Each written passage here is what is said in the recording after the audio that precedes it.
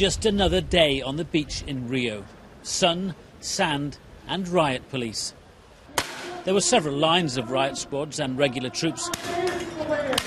The police needing no invitation to open fire, as just a few hundred striking oil workers threatened to disrupt one of the biggest oil auctions ever.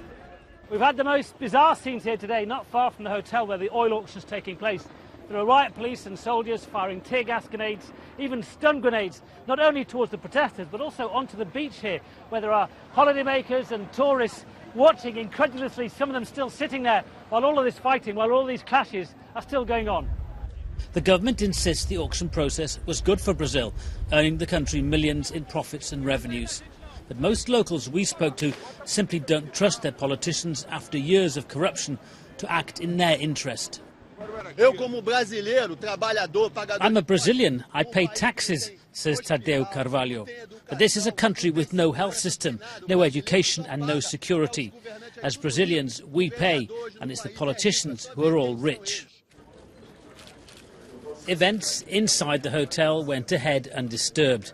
After initial hopes there'd be dozens of bidders, what was billed as one of the biggest oil sell-offs ever was won by a single bid, a consortium of Chinese, Brazilian, French and Anglo-Dutch companies.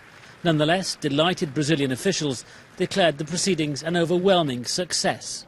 We have international oil companies from Europe, we have national oil companies from China, and we have Petrobras. So we have very good partners to help Brazil to develop our pre-salt.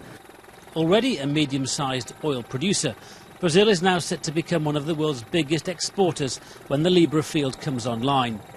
But in return for the rights to develop as many as 12 billion barrels of oil, the winning bidders will hand over a large proportion of profits to the Brazilian government and operate under strict conditions.